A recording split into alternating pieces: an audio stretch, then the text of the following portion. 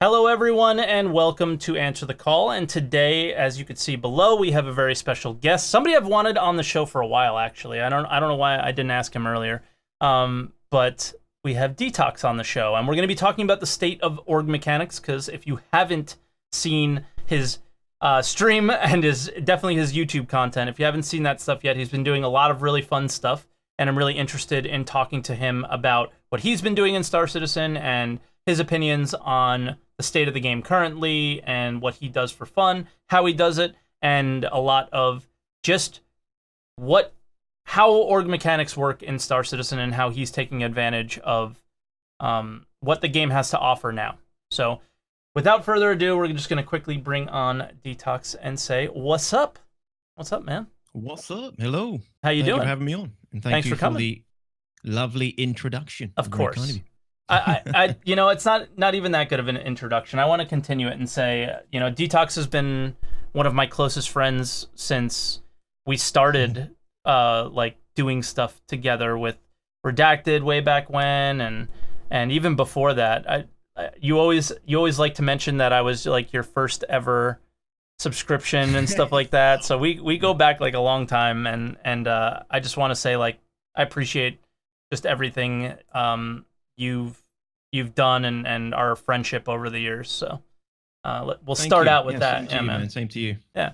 It's good to have people you can just talk to candidly. Yes. In this industry, and and just fucking sorry, I can't swear, can I? Yeah, you could. Are you kidding me? This is the poop. No, I've heard a few people swear on this. For people who don't know, I listen to ATC usually when I'm working, just as a podcast. Although I have to do it on YouTube because I don't think you do Spotify yet. No, I don't. It's something I'm looking into, but it's a little bit more complicated because I used. Sorry, I'm just fixing my green screen a little bit. I used Answer the Call to kind of promote my YouTube channel, and I didn't want to take people away from my YouTube channel to that makes sense. Go to the audio. So I thought about doing it, and we're gonna have a cat showing up today. This should be an interesting show. But I wanted to promote my YouTube channel using Answer the Call, and I just kind of left it, and I thought about doing like a week later on voice or a few days later on voice, but I don't know. To fool off. Yeah. Yeah. So I'm still considering it. It's just one of those things on my list that I haven't gotten to yet, basically. But for those of you guys that don't, for the people that don't know you or haven't caught your channel or any of your YouTube stuff yet, who are you? What got you into Star Citizen initially? What's your background in Star Citizen, and just who are you in general, Twitch channel, that kind of stuff? Yeah, so hello everybody, I'm Dtox. I am primarily a Star Citizen streamer, but I've been streaming Star Citizen and a few other games as well, probably for the last, I think it's 3.5 years now I've been streaming. Wow. Time flies, dude. Yeah, 3.5 years, I believe, streaming Star Citizen variety of games. In the last probably half year, probably more than half year, probably about the last 8-9 months, I've been focusing mostly on Star Citizen and making Star Citizen content, because for me the game's become a little bit more accessible, a little bit more playable now. Yeah. So I've been focusing on that, a lot more recently. But I come from a background of Star Wars Galaxies, World of Warcraft, Warhammer Online, those kind of MMOs where maybe not World of Warcraft so much, but Star Wars Galaxies, for example, kind of MMO where you log in and nothing tells you what to do or what you need to be doing. You just got to kind of figure it out for yourself and figure out what you want to do in the galaxy, in Star Wars Galaxies. And that is, Star Citizen is the only game that's come close to sort of promising that same sort of massive universe, sandbox style universe, essentially. Which is why I was initially quite skeptical of Star Citizen. I remember looking on the forums. I would check it now and then. I wasn't quite sure what the hell Star Citizen was supposed to be or what it was going to be. Was it the backing? I was kind of a skeptic. That made you skeptical? Was the way the game was backed? I honestly, that was my initial. I didn't know what Kickstarter was. Yeah, maybe that was it. Maybe, yeah, that probably was it. It was like Kickstarter and crowdfunding games. It was all totally new back then. I had no Hmm. idea what that kind of stuff was. It sounded, I was kind of skeptical. I'm actually quite a late backer compared to a lot of streamers. I backed I'm number 700,000 as a backer. So, I'm like 330, um, 330,000, something like that. I probably would have been a golden okay. ticket holder if I understood what Kickstarter was. Yeah. I was just So very skeptical about it, but yeah. yeah, I think that's what it was for me. And then I think I remember seeing, I think it was I said this on my stream a few times. I think it was the Mustang Alpha commercial that I saw. Okay. And I was like, wow, if this is what they're doing for like the in-game lore style ship commercials, then Jesus, the game must be amazing. Little So I did think I you picked up a know that the most important thing is the ship yeah, commercials, Dtox. You didn't exactly. know. Yeah. So yeah, I picked up a starter pack. I got the Mustang Alpha, and then started getting involved with Arena Commander, Hmm. and slowly but surely, like upgraded that to a Hornet, and then a Yeah. Super Hornet, and then then I was sucked in, and I started streaming it quite quickly. Like I didn't have it for very long, and I started streaming the game. Yeah. Streaming when it was just Arena Commander, and yeah, that's kind of where I came from in terms of Star Citizen. I think if you started streaming the game in Arena Commander days, it doesn't matter. Uh, I think you're in the OG category for sure. I Oh think yeah, yeah, a yeah. lot of people are popping out now that 3.0's come out, but um, Yeah. if you've been watching and following this game for that long, you're an old guy. You got some gray in Yeah, your I'd beard. say I was. You got some I'd bugs in say I your was an beard. OG. I mean, yeah, there's not a lot of us left. I mean, people No, who streamed since people have come and those days, gone. A lot of people A have lot come of and people, gone a lot of since people. we started streaming for sure. And Yeah. it's tough. It's tough to play an alpha game and play it a lot. And I think that's kind of what a lot of the topic is going to be today. Is you're someone who's been doing a lot of things in game to enjoy the state of the game today. Whereas for Yeah. me, and we were discussing this with the channel a little bit before you came on, it's really hard for me to enjoy the game right now because I'm so much more interested in the economic and maybe even like real estate aspects of the game potentially, like how land values will cost, like things that are so far away that it makes it really hard for me Yeah. to enjoy the game now. But I know that your org that you've had forever has always been considered like a mercenary org, right? So you're Yeah. the Well, focus was always going to be sort of player versus player, player versus NPC type yeah. of gameplay initially, right? So is that more of your style of game? Do you prefer like FPS Yeah, hundred games, things percent. like Like that? for me, Star Citizen's all about the same kind of thing that Chris Roberts wants. I think he does these days. Anyway, I want to be in that amazing Star Wars style, looking over. Everywhere I look through my canopy, there's ships flying over me. There's shots going off, explosions here, capital ship zooming past. I want that experience. You That's mean what I want from Star Citizen. JJ Abrams or whatever, J- not Chris yeah. Roberts? Oh, okay. Well, okay. Yeah. I just want that epic, space JJ wars, Roberts. Star Wars, awesome film, Yeah. awesome filmic kind of experience. But I also want a deep game. I don't want it to just be pew pews and look good. I want it to be a very deep game that. I don't want these things to be a common occurrence, and I don't expect them to be a common occurrence. But I want them to matter when they do happen. I want there to be high stakes, and I want these battles to feel awesome and epic. But also, I don't want them to be a common occurrence. I want them to be, cutthroat and just give you that adrenaline rush when you're in the middle of it. Yeah. I was originally against having an org. It Me was too. only my viewers who convinced me to make the org earlier this year. I only recently started picking it up a little bit more as an org at some point this year, but I originally had used to just play with my viewers since about 2016 when we first got the Persistent Universe module. Hmm. I was like setting up stupid team v team Starfarer FPS fights when it was like 15 frames per second. Yeah. You'd be like, tick, tick, tick, tick, Dude, I tick, tick, tick, tried tick, tick, so like, many it was. times. Yeah, and we were doing creating scenarios for ourselves, like when we had the first early day scenarios, early day PU. when the performance was terrible, the crashes were worse than they are now. But we wanted that sort of multiplayer experience. So Yeah. ever since then, we've always tried to do these kind of events and stuff. And then I'd say probably at the end of 2018, November or so, after we got like 3.3 and much better performance and OCS, etc., we just kind of started to do stuff together more and more, and the viewers were jumping in with me more and more and more. And eventually, we just one of my viewers created the org for me already, did everything on the website, and he said it's there if you want it. And then some point early this year, like January, I think, we just went for it and went full sort of org mode. Yeah. So yeah. That's kind of where I've come from to here at this point. Okay. Well, I guess where we should go next would be like, what would a typical day on your stream be like then? Obviously, I stop by every once in a while, but I'd love to hear it from you. Maybe more along the lines of what you would be doing with your org and what you would do on a daily basis.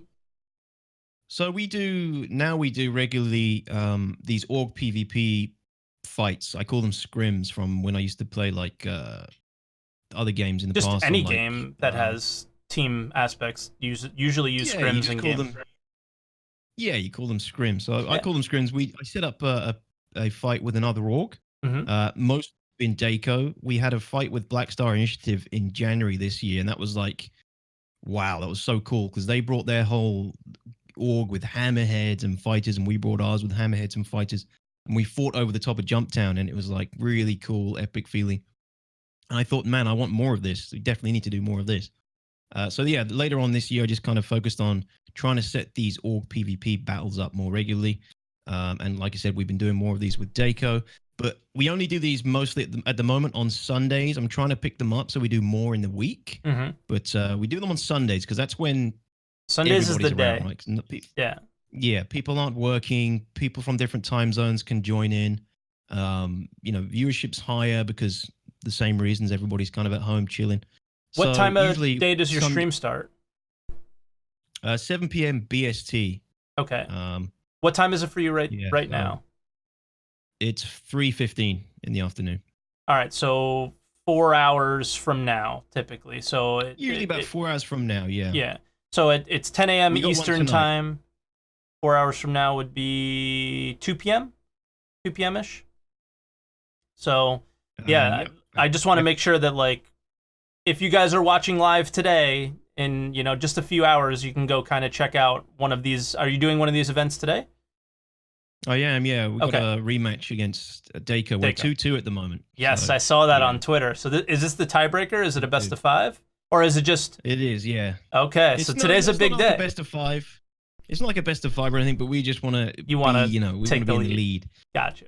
Yeah, Daco is a German org. They're called Daco Space, and their leader is a guy called Boo Zero, who also streams.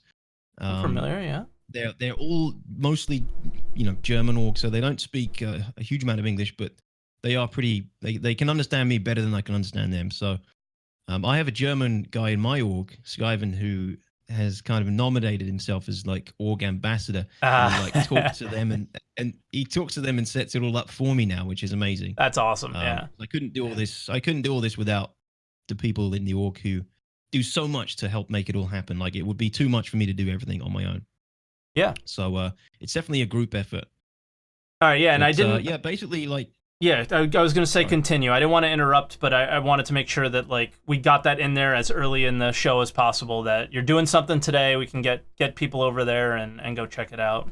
So, all right, continue with what your normal day's like.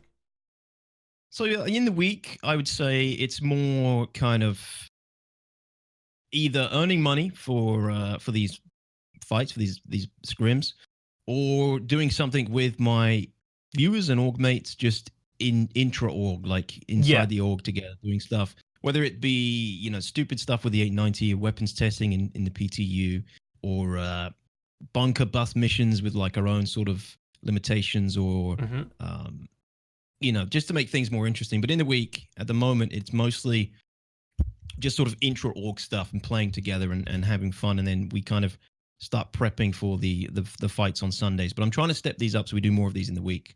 Yeah. But yeah, usually it'll just look like, we set up a scenario, we set up a win limit, a win condition. What would a There's typical a scenario time. be like? Well, the one we're doing today is just the battle for Wolf Point. So Okay. Wolf Point is an outpost on Daymar that doesn't have an armistice zone. Yep. So the win condition is simple. It's basically whoever holds Wolf Point after 60 minutes is the winner. Anything else goes pretty much in between that. So these fights are always fun because people bring all kinds of ships. I'm assuming we're going to see 890s on this one. Hammerheads, Retaliators, Eclipses. There's awesome like dogfights in the air, and then there's teams on the ground who are trying to take the outpost and hold it for the win. So I like to call it like a dynamic kind of battle. This involves pretty much every kind of combat gameplay style, essentially. Gotcha. And then we did an 890 jump FPS battle as well, where you had to control 2 of 3 rooms on the 890 after 45 minutes, and if you controlled 2 of those, you win. We're currently like devising different scenarios as we go. Yeah.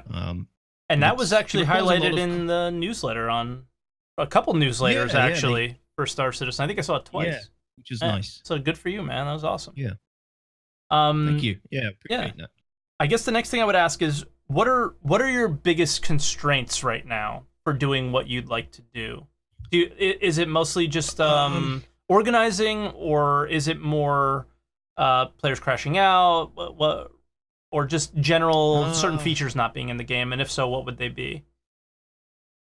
Biggest constraints, probably the player limit is one. Yeah. Well, it's not so much a constraint. How many players are you bringing in and versus Deco? Is it usually 25, 25? Not always. It's very hard to get 25 each. Even if you start with 25 each, you lose 5 or 6 people to crashes or you bug related issues. Okay. You always lose a small amount of people that can't actually make it in because of the problems that the game has being an alpha. Yep. But no, usually anywhere between 15 to 20 per side. Okay. And then you get other people trickling in because they arrive late and, they fill up either side and stuff. But we always try and get our own server. So what we do is both orgs join one big party. Yeah. And then we spin up our own server. And then we have a fresh server, and we know we've got, at least for the next hour or two, we can have some fun on that server and do what we got to do. Yeah. I mean, I remember the Starfarer days. That stuff was so fun. And I want to do more stuff like that too. I want to maybe we should talk one day and come up with a scenario that makes sense for like economic stuff, like running cargo or mining in some way where you have to defend the miner somehow. Like, I think that would be a lot of fun. I would love to do something with you and your guys one day, but it just seems harder for what I enjoy in the game than the PvP aspects of it. Yeah, the cool thing about this sort of org warfare is we have a whole section of the org dedicated to the people who are cargo haulers and the economic side of the game. They are usually, granted, they're people who have bought caterpillars. They have them on, they've bought them with real money. So they start with a caterpillar every time we get a wipe. Most of us haulers are caterpillar owners right now. But it's not something that's accessible for your average backer that wants to do sort of economic gameplay. That's true. At the moment, because true. The wipes are too frequent. They can't build their way up to a bigger cargo ship. All you need is an FPS gun to do what you guys are doing, right? Technically. Yeah, but we do ship stuff as well. It's not just FPS stuff. Like Rexzilla does a lot of FPS style ops, whereas I'm more of a spacey dogfighter kind of guy, but I like to mix it up. Because, I like to take advantage of everything that Star Citizen has to offer. So yeah. But yeah, either way, like these guys we have in the org with the caterpillars, the cargo haulers, they make all the money for everybody else when the new patch comes around. Gotcha. So some of us will send them money using beacons, and that will boost them up so they can start getting a head start on the trading on the cargo. Gotcha. And then they will spend a couple of evenings together. Some of them will escort them. The other guys will be on the ship running the actual hauler, flying the hauler. They'll have a couple of guys crewing it for the turrets and stuff. and then they'll just go and make money for the org off stream, and then I'll come around a couple of days later, and they'll be like, "Oh, we've made 3 million or whatever." So now you don't need to make any money. So a lot of the time they just send me like a massive wad of cash, and that's everything I need to do all these kind of scrims. Now, what do you need the money for? I think I understand, but for maybe people who are newish to Star Citizen, or maybe newish to PvP and don't, maybe just kind of pop in and check the patches out every now and then, but don't really understand what you would spend money on in Star Citizen. So what are you using it for? So the average sort of fighter ship costs, you're looking at like 200,000 credits to kind of get it kitted out with good shields, good coolers, good weapons. What else am I? Power plant as well. Mm-hmm. There are better components, all around the verse, which is one of the bits I find really fun when every time they wipe a patch. I love to kind of just go around all the different places in the verse, buy all the components I need for my ships, get them all outfitted and souped up so that they're kind of meta ready, like competitive meta ready. So they got the best guns I can give them, the best components I can give them. And then we have, 10, 15 people who need that plus, so the orgs, the org haulers have, a lot of money to make so that all these people can get everything they need. Is that then every FPS week weapons that you have to deal with that? No, because the ships, now that we have persist, this right? insurance thing, yeah, they persist. So you only do it once every sort of patch wipe, essentially. So, for example, for today's scrim, you didn't really have to gather too much. I was just curious if you, as a org versus org, if you're like putting money up as well between each other. Like if one day, like I didn't know if it, like I did ask you before, I guess, was it a best of 5? But I guess it's more just literally scrimmages. And I was curious, is there like money on the line for any of these things? No, there's no money on. There's nothing on the line. It's just all about fun and giving us, something, giving us, the best that we can get from Star Citizen at the moment in terms of PvP combat and playing with your friends and playing with your org. Yeah. But speaking of that, that's probably a in terms of things on the line, Mythmatic is doing a really cool thing. Yeah, I have a video queued up, so it's a pretty good transition. Should we just play it? I won't be able to have it play for you, unfortunately, I don't think. But I can start it right now, and we can get. Hi there. My name's Mythmatic. Yeah, go for it. I've created something for you called Sector Lock. There we go. Or so we're talking about Sector Lock here. And what Mythmatic Sector Lock is, it's a galactic conquest campaign set across the open world sandbox Star Citizen universe. About 2 minutes. Where your organization can vie for control over the entire system. All you would have to do is go over to my website, read the rules, join the Discord, and start battling across the stars. If you win, you gain territory control for the next week. Every Tuesday, I will be updating the Sector Lock map, and you'll be gaining a payout in something called asset points. Let Lola out. These points are made to help you spawn what you need to spawn to take over a certain area. Every facility in Sector Lock has its own scenario. Every facility in Sector Lock is tied to a territory. If you win the scenario, you gain that territory. You also gain a bonus of asset points for the next week. More about that in a later video. Your standings will be increased every week as well upon the Sector Lock map and as well as across the Sector Lock standings on the website. My vision and my goal for this is to create interaction amongst organizations. Right now, organizations are just a profile on a website with no real substance. But now, you can start throwing your gauntlet around and challenging other organizations for control. Now, organizations can mean something. Now, organizations will have territory control and there will be conflict amongst the stars. Now, we will have a reason to control our territory, to establish trade routes, to make money and build our own fleets within the in-game economy. This should help regulate in-game economy and also drive forward conflict amongst the stars. And giving pirates reason, giving attacks reason, and making war a reality, adding a political edge to what we already love in Star Citizen. I'll be breaking down more of these things, asset points, as well as the sector lock so map. at the end, this is kind of like his like post. This is what I'll be doing in my next stuff. But I find it really interesting because there are no org mechanics right now. Like you said, they're just profiles. Like you just join these groups, and it doesn't really mean anything.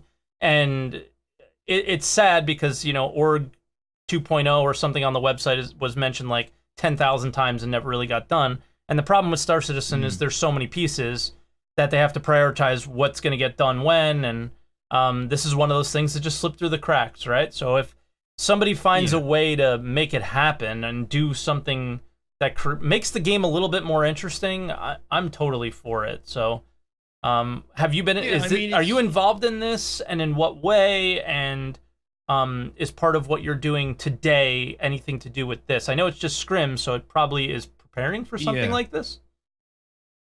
We haven't. So Mythmatic sent me that video and basically just because he's seen my stream and seen me doing these org scrims, he sent me a video, and basically said, what do you think? And I watched it initially. And I thought, this sounds really complicated. It sounds quite convoluted. It might be really difficult to make this work. Yeah. But after watching it a few times and going to his website, I felt like I could talk to Mythmatic, and as somebody who's more involved with this, and he's a role player. He does really good role play streams. He's got a great he's really good at voice acting and stuff. So he does role play streams primarily. He's not super big on the org PvP stuff, but he wants this to. He's just starting this as a way to potentially encourage more people to get in the game and play, and some sort of politics to build up between orgs, enemies and allies, etc. Yeah. But anyway, I basically watched it all and looked at his website, and what I want to try and do now with Mythmatic is, it's still very early days. Like, that video is kind of like concept, I'd say. Yeah, because it's a little weird. Like, he mentions like it should regulate the economy. There's some things that don't really make sense to me there, which seems like more of him role playing. Now that you mentioned that he's more of a role player. Yeah. Okay. He's very much I'd say that's very much a concept video, and what I want to do with Mythmatic now is actually hammer it out and get it into a position where it is actually quite easy and accessible. For me, it seems quite easy. Like what I'm doing with Dako, for example, what he talks about in the video is asset points. So everybody who would sign up for the sector lock kind of gameplay, you would be assigned a certain amount of asset points. So let's say like 100 asset points. Okay. Each org who signs up starts with 100 asset points. You would then set up a time and a place with another org, like I'm doing with Dako today. We'd fight for a location. Each location has a different kind of scenario attached to it. Okay. To make it more interesting and to allow sort of certain orgs to shine in their sort of preferred environment, essentially. Okay. You battle it out. It's down to the org leaders to kind of monitor what assets are being spawned for the fight. So we'd say like, okay, we're going to bring 1 hammerhead, 2 hornets, 1 retaliator, and eclipse or something. Each of those will be worth a certain amount of asset points. You take them into the fight. This is something I need to talk to about, because I don't know if they blew up, I'm not sure if you can respawn them and that's still going to be the same asset points. Yeah. But basically, you'd have the asset points. The org leaders would jot it all down. It'd all be tracked on his website, so he'd update it every week. If you won the fight, you would own that sector essentially on his website, Sector Lock. And if somebody wants to take that sector back, they would have to then challenge us at a time and a place, bring whatever assets they can afford to bring, etc. And that's kind of how it would work, right? Would you earn more asset points by owning more locations? Exactly. Okay. Yeah. So if you're holding one location, every week you gain 2 more asset points, for example. All right. And then so basically other orgs would want to challenge you, because otherwise, if you're holding that place for too long, you're going to have more asset points to bring to the fight every time you do an org scrim. So yeah, I think it's a really good idea. It can be simplified, so it's more. Yeah, the way you're explaining it seems quite simple. It does, doesn't it? It just limits what you can bring in. Yeah, which makes it interesting. And the cool thing is like he said, if you're a smaller org, you can ally with somebody else, and you can like share asset points essentially, if you know what I mean. So it kind of helps smaller orgs get involved. If they haven't got like the capability to fill 25 players on one side, they can like create an allegiance with another org, and maybe you could split the asset points for the sector you control. You know, and it just, I feel like it has a lot of potential to make orgs interesting and PvP interesting as well. And then, you know, in between, you'd play against these people in these organized scrims, and then in between, like playing in the verse, you'd see them in the verse, and then you'd be like, oh, that guy's like an enemy. He's like kill on sight. He's against my org. So maybe it would promote some organic PvP as well. Okay. But I feel like it has a lot of potential. It just needs to be hammered out and ironed out within the limitations of the game in its current state, which I feel like I can try and help do with Mythmatic. Yeah, since you're doing this on basically a daily basis, I think you have a better understanding of how this can actually work in the real world, I guess, or at least in the current state that we have now. Yeah. What do you think? What do you think's going to happen with 3.7? With all the news that's come out lately, the staggered development, what do you think is going to be happening? And I mean, we're talking a couple weeks now that we're thinking this thing should probably go live. Are you expecting? Yeah. We now have something like these shared missions. I'm sure it's going to be a basic thing, but just your general thoughts. I was thinking about that, but more just your general thoughts on what you're doing today. How much more enhanced do you think it's going to be 3 weeks from now? Well, it sounds like we're going to be able to share missions, but the payout for certain missions and the difficulty for certain missions needs to be increased in that case. Well, right? they said that in a monthly report or something like that they're auditing them, so we may see a totally different payout in the future. And that's good. Even based on what we heard from like Luke Presley on that one Star Citizen Live, these shared missions might only be like one mission type. So maybe those missions, the payouts will be different versus others. Who knows? So they're not gonna sort of be, oh, I've got this mission and a delivery mission, for example. Well, we don't know. Box A to B. Yeah, we don't know. Okay. Yeah. This is all just guessing. This is definitely like a total speculation question that I'm asking you. Just wildly speculate. I mean, do you think the servers are going to be better? Do you think we're going to have less bugs? Because that's basically what the goal is for all the news that's come out lately. Yeah, I'd love to be able to have a challenge with the bunker missions. I'd love to be able to get a group of 5 of us, go down into the bunker, and there's like 30 or 40 NPCs down there. I don't know. At this point, like, or just more challenging NPCs.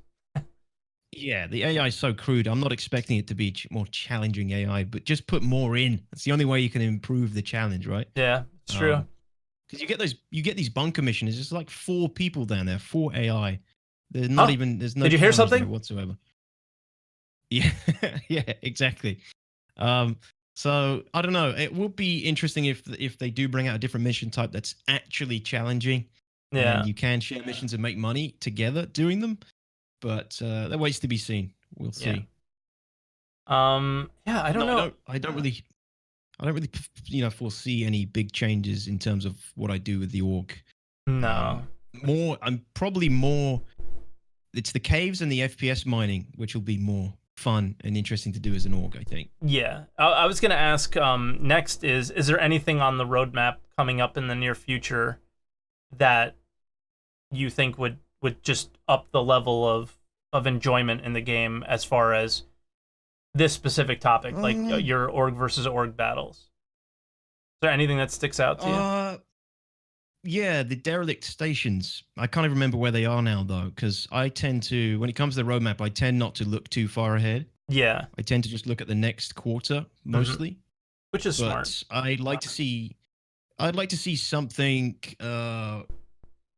some sort of possibility to own or control like these derelict stations, or make them in a place in the verse where it's actually going to benefit people controlling that area.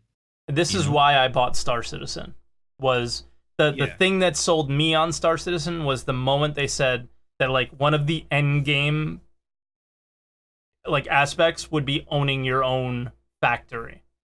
And I don't know what that will, we're talking like 7 years ago, but I don't know what that will turn into. But that's what sold me, and I'm just waiting for that day for sure. And obviously you're talking more in a role play way, I would assume for now, because I don't think I just don't expect any mechanics being implemented of like any sort of ownership of assets just yet. I think we'll start out probably with the I forgot what they called them, the frontier or whatever, where you'll own some parts of the moons and stuff. That whole plot of the $50 plot of land gameplay. Yeah. It's just more like, I want like a jump town again, and I'm wondering if these we all unoccupied stations can be like a place where it's in between like a really important trade route or something, and if you hold that, then you have some sort of regulation that you can kind of regulate people who come through. But that's when you also need server meshing, because you've got a 50-player server. You're going to see a guy, if you're lucky, like every 20 minutes or something like that. I was blown away. Like every outpost I went to, somebody was at today. But that was mind-blowing. Really? But it was like one person. Yeah. But every single outpost I went to, somebody was at today. And that's not a normal experience, but I think long-term in the future, that probably would be.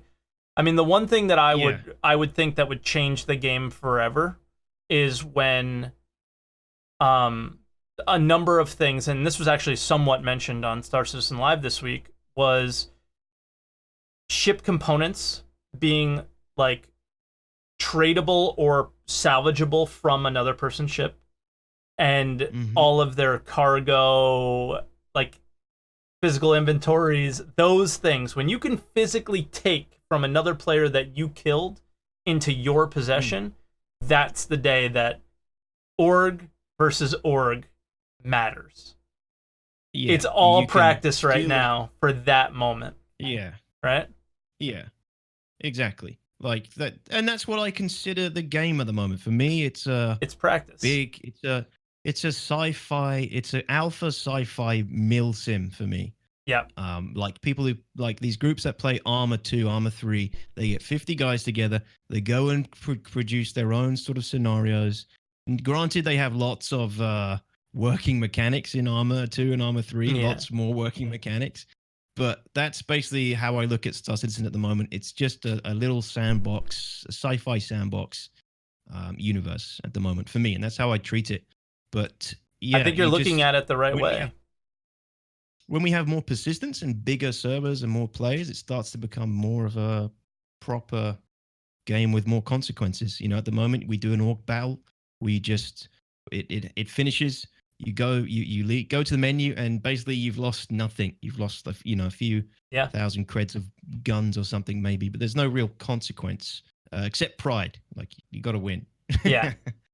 But what consequence in the future are you looking for? Because obviously the way the game currently runs is similar to the way it's going to be probably running, close to similar to the way that it'll be running as far as consequence. In the final product, where obviously like lots of people have LTI, and that's currently how the game works now, is basically everyone has LTI, and the more upgraded your ship, the more it'll cost you. But what sort of consequence are you looking for in the game? Is it just financial, like, oh, I blew up his ship, it's going to cost him 100K to replace, or what sort of consequence are you looking for? I'm more on the hardcore, like, if I take that component from that person, they shouldn't be able to get it back in terms of insurance, but that's not the direction that Star Citizen's going in, and that's fine. I don't even know where it's going anymore. I feel... Well, where do you want it to go? That's more... Where they stand with insurance. I want it to go with, as hardcore as possible. Yeah. I think we know for a fact that everybody who's paid real money for a ship is never going to lose that ship. That was like something that was like leaked and then they pulled it back, but it's hard not to believe. It makes sense. It's believable. Yeah, but I think you should just get the absolute bare minimum of that ship, like complete standard default loadout, whatever. Yeah. Or even, just an empty husk. Just get the hull. You have to go get the components to get it working again. I'd be happy with that, 100%. Yeah.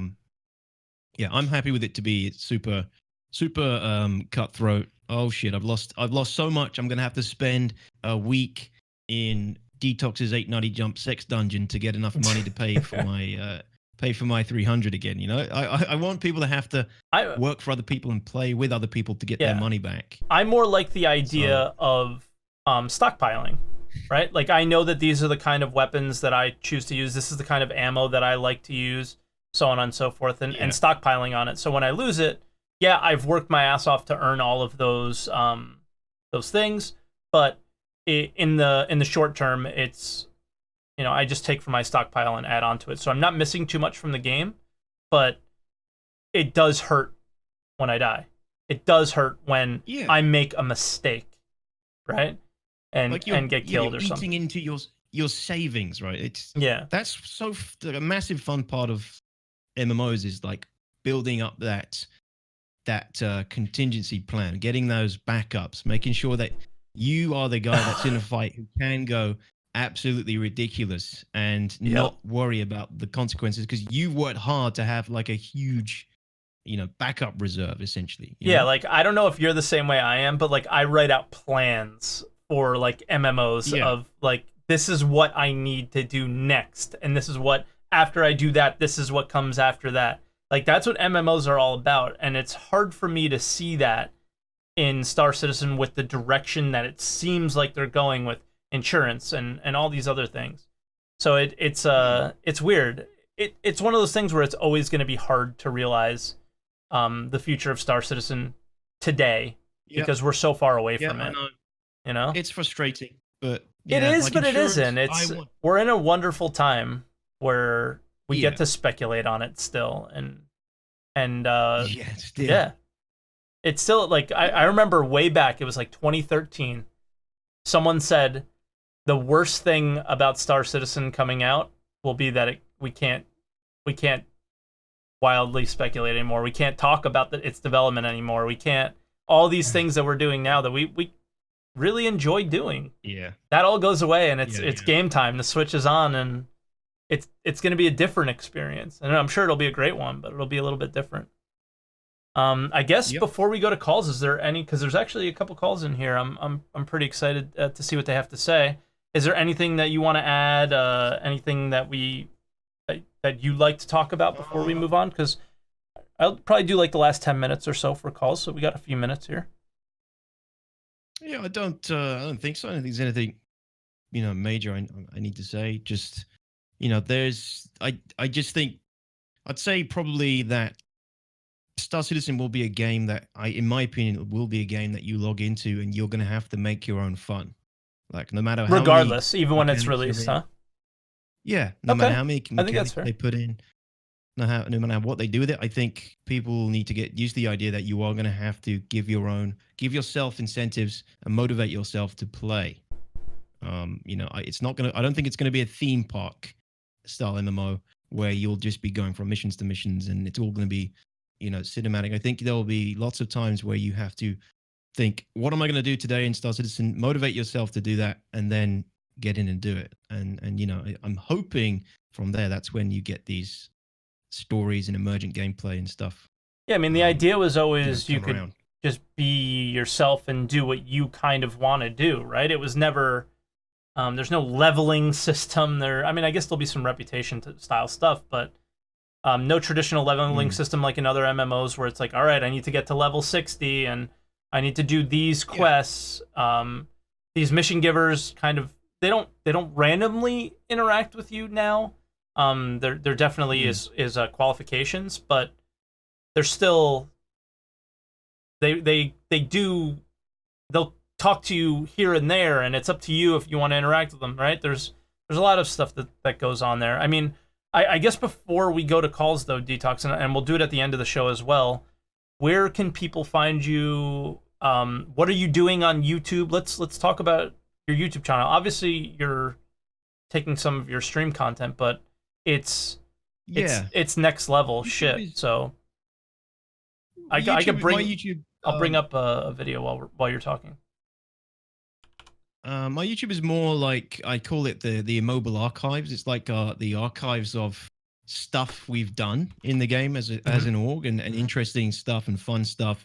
It's all edited down to a more bite-sized, enjoyable kind of video version of what a stream would be. Because in the streams, there's a lot of time, a lot of organization time. Not so much anymore because we're getting better and quicker at it. But there's organization time, there's travel time, there's all that stuff. Most of that's cut out, and it's kind of, the videos are cut into more of a coherent mini story of how the battle played out. Or, for example, there's a video up there where we put the anvil ballistas into a caterpillar and fired it from space. It's all the good bits from that just condensed into like a small watchable video for the most part. And then there's like some videos like the one where me and my org, we took on the UE Navy. We basically got a couple of us at level 5 crime stat. Okay. And we jumped around Crusader until the Navy started to interdict us, the hammerheads. So they start sending NPC hammerheads to you, and flanked by 2 wardens. If you keep the guy with level 5 there, they keep sending more and more. So you get more and more enemy AI hammerheads coming in, and it starts to look like a really epic kind of battle. And does it get overwhelming? I did a very cinematic. Well, this is what we tried, but because of the current state of this was in the previous patch before they fixed attritions and stuff. So there was a lot of shield pen happening, which was destroying the ships a lot quicker than they should have been. But my idea was that it would be like the first kind of raid in the game. Like you would just have not raid, but like a boss battle almost. Yeah, like just swarms of hammerheads until you're overwhelmed. It was like me and a couple of others in a couple of fighters and a fully crewed hammerhead or half crewed hammerhead, and we just let them come and come and come. And I just filmed it all basically, and filmed it all cinematically because I wasn't a criminal, so the AI wasn't shooting me, so I could get really close. And I did a very cinematic edit of that and put it on YouTube. But yeah, it's just a mixture of that kind of stuff, mostly the PvP stuff and stuff I do with my org. Awesome.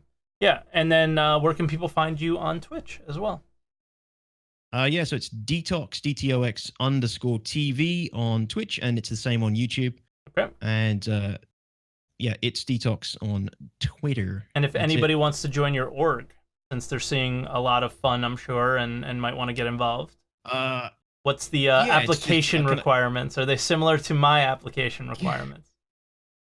I just call, basically, my org, I call it the active arm of my Twitch community. So usually if it's somebody from one of my viewers who I recognize as like a regular and they apply, I'm happy to take them in. But if you're looking for this kind of stuff, whether it's PvE stuff with a good group of people to do it with, whether it's cargo hauling or if it's PvP you're looking for, we kind of cater to all play styles. But most things focus around a military organization that's capable of performing PvP scrims. Okay, so if you stop by the stream, integrate yourself into the community a little bit, you could probably start taking part in some org stuff with you, huh? Is that fair? Yeah, I mean mostly because most of the scrims take place on stream time, but all the guys now, which I love seeing, is all of them every night are playing together off stream now, which is awesome. So good. Yeah. So anybody who joins the org or just wants to play with people to play with, they're always playing on Discord off stream as well. So awesome. Yeah. All right, it's man. A good group of people to play with. You ready for some callers? Yeah, let's get him in. All right, let's bring him. Come on. All right, so our first caller who said he ordered pizza and it may come while he's on call is ASN. Oh boy. We're bringing in ASN. ASN, what's up, man? How you doing? He may be getting pizza right now because he's still muted. So, Gamers Cafe. Oh, here he is. I'm here. He's here. I'm here. All right. So what's up, dude? Sorry about that. Dude. It's all good. Hey guys. Hope you're doing well. Doing really well. So what's up? I'm doing fine. I wanted to ask state of org mechanics. Essentially, like, I don't know, but has there actually been any org mechanics in Star Citizen ever? Like, I still don't know any types of org mechanics that have got into the game. They're At not all. in the game at all. Yeah. No, there's right. nothing. Yeah. So it- basically, it's yeah. everything you do is through the social, like adding friends and adding to a party system, right? Yeah. So yeah, I mean they probably should have mentioned that. Everything is basically just about adding people through the friend system, and having like maybe on your org spectrum like a list of all your most active people's handles, and then you just add them when it's like a PTU or something, because obviously it Yeah. wipes all your friends lists on PTU. But no freaking org mechanics. It would be nice to get some. Okay, so I'm pretty sure that because CIG's many times said they want to do org mechanic, but then priorities change, and obviously they didn't. I mean, if they thought it would make sense, they would have added at least a bit of it. But what would you Mm. think could they add near term that would actually help orgs organize better, even if it's a small thing that they can add until they get the bigger org stuff done? Org taxes. The ability All right. for like everything somebody makes, like a small percentage, you can set like a a tilly or whatever it's called that goes into like an org bank or something. That would be Yeah. quite nice, because then you could taxes, or the ability to just freaking actually share money with people without using beacons. Share money with your org, or like an org bank or something. I don't know. That relies on persistence though, right? So I mean, technically, if they're doing mission sharing, they should be able to do part Yeah. of org taxes as well. I mean, if they work on it a bit. I mean, I think the issue why they are not committing to this stuff is just like, the friend system, just like the lobby. Those things have been placeholder since forever. I mean, that they literally are still like nearly, it's their second pass that they had on them. I mean, the first one was the really old, social module UI and the social module backend. But And hey after guys, that, we they've got done colors. this. We got colors with our chat now in 3.7. Yeah, yeah. colors. RGB forever. Yep. Yeah, it's I think they're just like they're not even working on it because they're probably just they're doing, or they're planning to do something completely new, and then that's going to be the base of it. Well, isn't Which it all sucks. turbulent? Like, isn't it all like their Spectrum side of things, or whatever it is? It's all You make a integrated good- with Spectrum, right? So You make a good point with if it's all integrated with Spectrum. Turbulence been really kind of tied up with voice over IP and face over IP just not coming in clean at all, right? Every patch and every monthly report, I feel like we're kind of reading about how Turbulence working on that, and working on some ship sale and this thing for the website. Yeah. So it's orgs just keeps going further and further down the list. But I don't think CIG doesn't notice that what you're doing. Like, obviously they put you on the newsletter, like they're seeing what's happening, and they want to support this stuff. It just comes down to what's more important. So it's not a question of like, are they going to do it? It's just a question of when's the right time. Is the right time after server meshing and some of these other things? Probably, because it'll come in a lot cleaner, and once it does happen, it's gonna likely be a lot smoother of an experience for everybody, and therefore sell the game better than saying here's these org mechanics, and then it being this jumbled mess that, like, if you're not in a good server, then it's gonna be bad, and if you are, it's gonna be good. Like ASN was watching me play today, and the longer I played, the more issues I ran into because the server was slowly degrading, right? Little things started to become big things, and then eventually I crashed, and then I lost all the missions that I was doing, right? So it's things like that. Like, is it more important to wait on org mechanics for that stuff, or what? It's an interesting dilemma they have. I wouldn't want to be in their position with a lot of this stuff. Yeah.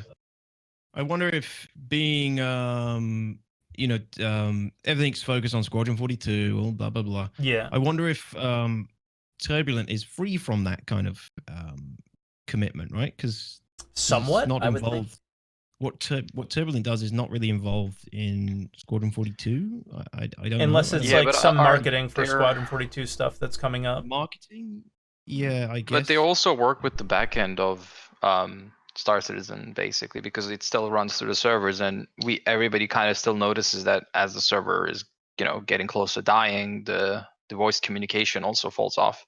So it's not a separate service completely. Definitely is influenced by the True. server. I think Turbulent, like it's quite a big job to make a smooth and great voice comm service anyway. And I think they can do it. It's just that like the back end of the game is just also having its own issues, I think, which is multiplying their problems. Whenever the server is new and you get a VoIP, and it's amazing. Like the codec, the sound of it, It's wonderful. it's really beautiful. Yeah, but then it starts breaking down. You're like, oh. But I do think they are part of the org's team. You know, that the team that's going to develop it. Pizza's but here. Oh yeah, it is. Let me grab that. But Twerk, what would you add near-term org-wise? Let me ask you that, and then grab this. Okay. That's so awesome. What I would add near-term org-wise would be an actual org categorization in the game, where that doesn't exist right now. There's no classification between party members, people that aren't in your party, and org members. It would be really nice if org members looked like party members, just as like maybe a rough implementation of it, but just have a different color, like a brighter green or an orange, or maybe not orange because that looks too much like whatever, like a dark blue, something like that would be your org. So to differentiate members of your org versus other people in the game, I think is the first step, first off, to implement any org mechanics, right? Is to differentiate them from other people, and then from there is where everything splits off to what everybody else wants, right? So that would be cool. Yeah, that would be something I'd want. Yeah, and they would have, and you would be able to. And Xylo's here watching. He says hot pink. Sure. I mean, it's the most separate from the other colors, right? I think that would be the first step to getting to where all those like little org stuff would go. All right, I'm back. Yeah. I don't know. Do you have wireless headphones? Do you hear what I said? No. Okay, so I'll quickly say it would just be differentiating players in your org from other players in the game. Oh yeah, definitely. Yeah. Oh hell yeah, that's. Well, just generally in the back end, that would have to be the first thing that happens in order to do anything with orgs, right? And then after that, it would be to just give org members certain, or just players in general, different roles on your ship where they can access this room or access that component, things like that, right? And then you can really start getting, because I guess you need multi-crew gameplay to really truly enjoy org gameplay, right? That as well, yeah. It's kind of a prerequisite almost. As well. Yeah, definitely. You made a great point before. Like, I don't think it's on their priority list because I mean it sucks to say this, but sometimes like when you look at there are only 50 players in this netcode right now. Yeah, and Test has 10,000 members, Yeah, the real org stuff is beyond, I mean, it's actually beyond 1,000, but you could at least give it a pass beyond 100, right? Once you have beyond 100, you can have, I don't know, 30 fights or 50 fights without the entire server, needing to be at one place. That's the cool thing, right? Whenever, like for me as a player, especially in EVE or like even World of Warcraft back in the day, it was so cool that I was just minding my own business. I'm just walking by or flying by an area, but I know that a system ahead or like another zone ahead, there's a big fight going that I have nothing to do with.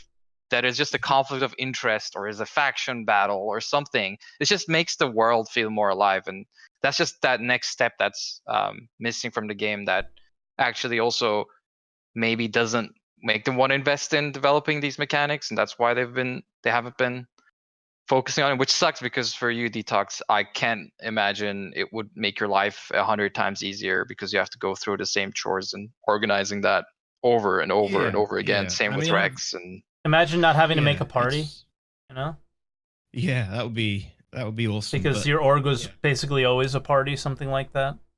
Yeah, some sort of launch with org or something. I don't know. Yeah. I don't know how they do that, but just I mean, it would. I think if they brought the org system into game, it would be multiple features all coming in at once that synergize with each other. Yeah, I think it would be. I mean, it's a pillar. I think when it happens, I think the plan is for it to be pretty pretty epic. I don't think it's going to be as tier 0 as a lot of the mechanics that we would be getting. I think they're really going to... Yeah. I think they know how important it is, and I think if and when they... Not if they do it. When they do it, it's going to be something that really matters, and they're not going to... Yeah, it's not going to be like service beacons or something, you know? It's going to be a real decent implementation, especially because it's probably going to happen a while from now, and I think they're going to be in a different place than where we've been recently with the staggered development and all that jazz, hopefully, so we'll see. I wonder if they're going to show it at SitCon, because generally they do show it at SitCon and never develop it. Yeah. Well, Like, I imagine they'll talk about it. Yeah, it's Insert such Dtox's Chris Roberts voice now, which is like the best thing ever. Oh yeah. By the way, I'm looking forward to seeing you Dtox at SitCon. That'll be pretty neat. Yeah, I think, dude, everyone is going to SitCon except for me. I feel so bad.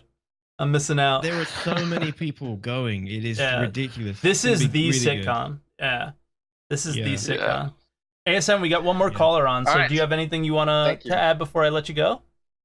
Yeah, I mean, funny thing is, actually, one thing I want to add is I actually kind of scrapped the end of this year in my head for a long time, and in the last couple of weeks, Sig actually convinced me to be like, all right, you know, I'll be a bit more excited for 3.7, maybe for 3.8. The changes are exciting. It's great that there are like at least some small focuses of like some teams diverted to creating small gameplay loops just for the PU. Yeah. So and it's a good indicator. Just being able to admit that what you did didn't work and trying to change it and make it better is important. That's huge. It's just nice to see. Regardless if it works or not is almost not as relevant to me as admitting your wrongs and trying to fix them.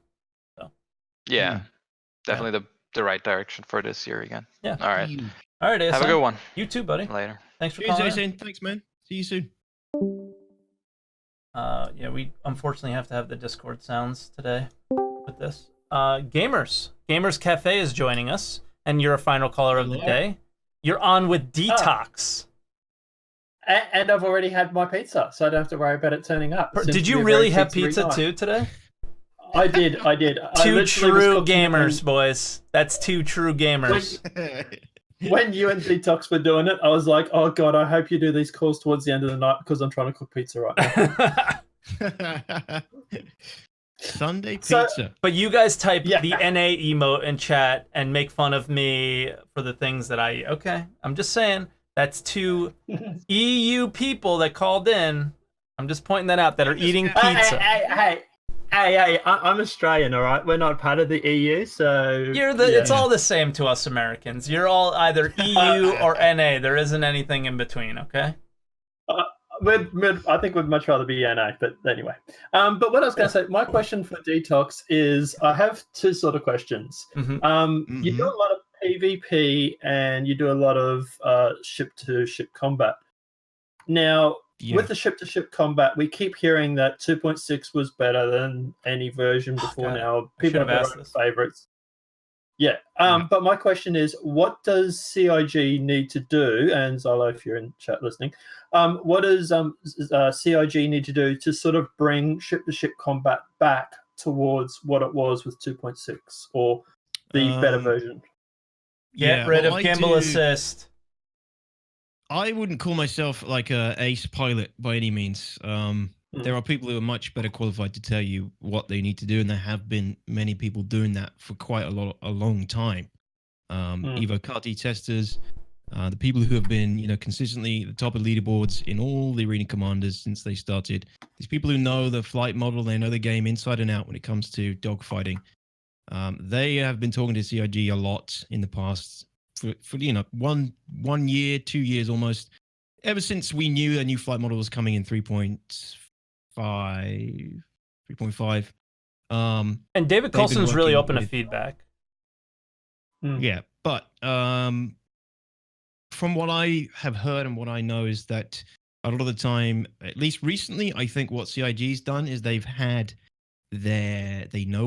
of known what they wanted to do, and they've gone and done it against the wishes of a lot of people who would they normally seek for advice. I think what we got was what we have now is like, I mean, they've said it even in a recent, was it ISC or Star Citizen Live? Star Citizen Live, really good one last week. They're talking about addressing the flight model problems, and what they want to do is didn't increase. Answer too much. Not really. Like but the question that they asked was what Gamers Cafe just asked you, but the answer that we got was something different a little bit to me. Yeah, I think what everybody wants is higher accelerations, basically. So there is the ability to actually get back to this, the ability for you to gain an advantageous position over your opponent, which you can't do at the moment because, doing the Chris Roberts thing. No, but the strafing and it's the strafing that they want back, right? The really high-powered strafing is what it seems like. They want the ability. They want the ability, the different act. They want to be able to move on the 6 degrees of freedom, fast, quickly. They want the ability to do that so they can actually gain an advantage over their opponent and, try and fight the G-forces, which is what made certain people really good at the game, is they knew exactly when to roll or counteract the G-forces they were pulling, which would allow them to gain an advantage over their opponent who didn't, for example. But basically what they need to do, from what I understand, and what people have told me, people who are more qualified, is that they just need to increase accelerations across the board and tune all the different ships to behave the way they're supposed to behave, which is a huge endeavor. I think it's going to take a long time before we start seeing like ships behaving the way they should be. I think at the moment everybody's saying the Gladius and the Arrow are like the most agile ships that behave in a way that you think they should behave. So most people aren't upset with those. They think that that's more along the kind of flight model that they want, or again, I have no experiences with this. Those ships are the closest to 2.6, but we're never going to get 2.6 again. That's definitely. I mean, they've said it. They said it in. And that had its issues too. All people did was circle strafe, and yeah, it did have its issues for sure. Like 3.4 was. I hated 3.4. I hate having to focus on a 2-pixel circle with my ship to get a hit. It doesn't feel fun. It's not fun. And there is a group of people that really got really good at all that, and they want the game to to be back to that kind of play style, and they are a minority. But there is a group of people who do have both camps in mind when they talk about how they want the flight model to be. And those are the people that you should listen to. Templar 1 is a really good, one of the best pilots you'll see in Star Citizen. He's recently coming back to the game, and he's got great tutorials on YouTube about maneuvers and things. And he's a very good pilot. He dominated in all the Arena Commander previous patches, and he knows like that there's a difference between these ace pilots and the average Star Citizen player.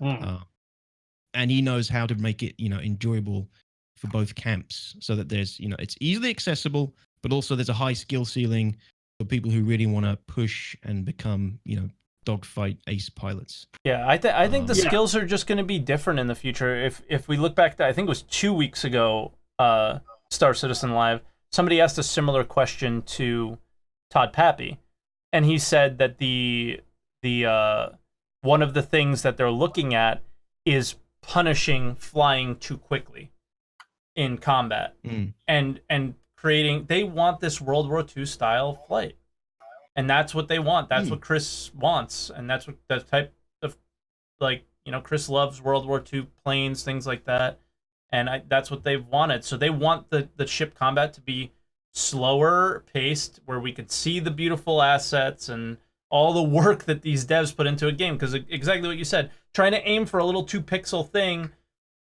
With the LODs that we have now, if the ship is over 500 meters away from you, you don't see it. All you have is the lock-on thing. It's not a good experience right now. So They know it, and I think that'll be one of the biggest factors is punishing too much G-forces, I guess. More stringently might be the answer to get something. I don't know if it's going to be like what these guys want. I don't know if it's going to be what I want. But it still might be a better experience. I mean, the one thing that still tilts me is gimbal assist. That's just I think gimbal assist has a place. I think it has a place, but do you feel it's still a little too overpowered still? Yeah, I feel like everybody uses it. If everyone uses it, you have to use there's got to be something wrong, you know? But there's no advantage to using fixed. That's the only reason everybody uses auto assist, because there's no advantage to using fixed weapons. That's all CIG needs to do is create the advantage for using fixed again. Yeah. And make it easier to hit people flying fixed. It's, you know, ESP. And I think that's what they're doing now. Yeah. I think it's on their minds. It's not like they're ignoring it.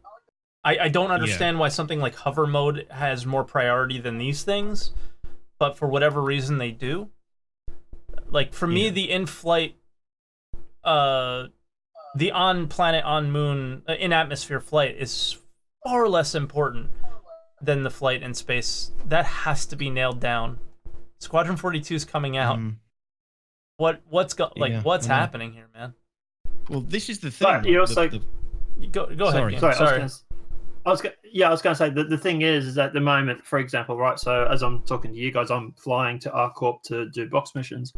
Multitasking for the win. But what I was going to say was, if people can't land at atmospheric planets, a lot of the gameplay that they have got in this becomes null and void, because, for example, you can't do box missions. You can't go and buy weapons from ArcCorp because all of a sudden no one can land there because some idiot couldn't park a freelancer and it's up against the wall, and then when your ship Stop spawns, calling me an idiot, okay?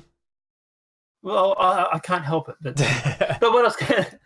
But you know, like for example, I was playing with, I think it was Anton was playing a couple of days ago, and he was trying to spawn a ship, and he couldn't spawn his ship because when he spawned someone had parked a ship off the pad, and his ship would spawn on a tilt, and as soon as you turned the engines, it would slam into the back and then go out of control. So fixing atmosphere does affect the gameplay that we've got at the moment, and it is probably a good thing to fix, because otherwise people are just going to be like, I can't freaking land at ArcCorp, what's the point? Well, gamers, I meant in just the actual development of hover mode in the first place didn't make much sense to me. Yeah. When we weren't super happy with the flight mechanics and flight combat in 3.5. Or so in 3.4. 3.4 is when that changed, right? So just ignore that whole rant then. Yeah. So, yeah. But yeah, I kind of hope that with this new priority assist and what they're doing, I hope it sounds like it's going to be better. So that's definitely something that's going to fix that. Yeah. As for dogfighting, Anton was also playing earlier today, and he was trying to dogfight an ace pilot, and he was just getting wrecked. And this ace pilot was in nothing more than a fully kitted out Mustang. Yeah. So, you know, like I say, there is definitely a factor where skill is definitely going to come into this game. And no matter how good a ship you are flying, you're going to get wrecked if the guy knows what he's doing. So I'm kind of going to that. But my second question for Dtox would be FPS. Same sort of question. What does CIG need to do besides fix desync that would allow FPS missions to be more like, I don't want to say COD, but more like typical FPS games? Yeah, it's I don't know. I haven't explored the so much the mechanics of gunplay and such, like the ballistics of it, and because it's not worth it until they've kind of, you know, like you said, fixed the desync of performance, because it's much more noticeable in FPS mode when something like that goes wrong. Yeah. But like people dying behind walls. Yeah, I mean, there's all sorts of things like sharing, being able to share med pens and heal your friends, like medical gameplay, etc. That's all pretty huge for improving FPS. But yeah, I mean, that's I think that's a topic for another discussion, I imagine. Yeah. I don't really have much to give on that, except it's once we get decent baseline performance, then you can start looking at improving, FPS gameplay, I guess. Somebody mentioned like medical gameplay. Yeah. What about like certain roles that people could play? I think roles will be we have roles in the org. Like we've created different armors, different armor sets, different weapon sets for people who want to play specific roles, because it all does affect your character. Yeah. The weight mechanics were way more detailed than I thought they were. There's a command, The PL stamina stuff. _ show status. Yeah, and it will show you how much weight you're carrying, and it will affect how you run, how quickly you die from ridiculous heart attacks, etc.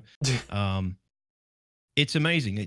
And we built these different sort of armor sets around different styles of gameplay. Like a recon guy in super light armor can run and move so fast on your screen, like it's crazy. And then the big, so yeah, I mean, big I fat think armor. all roles. The sumo wrestler. Yeah, I think roles. Exactly, roles will just come down to people's preferred playstyle and people's weapon loadouts, I guess. All right. Yeah, the heart attack bug definitely needs a bit of a fix. I know Yeah. other streamers that are having that same issue. It seems to be more about when you're climbing on rocks and stuff like that. So I don't know if that helps anybody who's having that problem in chat, but seems to be sort of a rock or sort of bug sort of thing. But Just any collision in front of you, it seems like, too, I've seen. But yeah. yeah, so as long as you're on sort of ground, flat, sort of mostly ground, it seems to be okay. But when you start climbing hills, rocks, ships, Yeah, it gets ridiculous.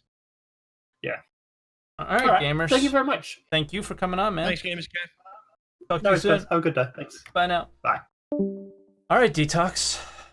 I guess that leaves us with today's show. So once again, before we let you go, do you want to share where people can find you on Twitch and YouTube and social media, and talk a little bit about your org again?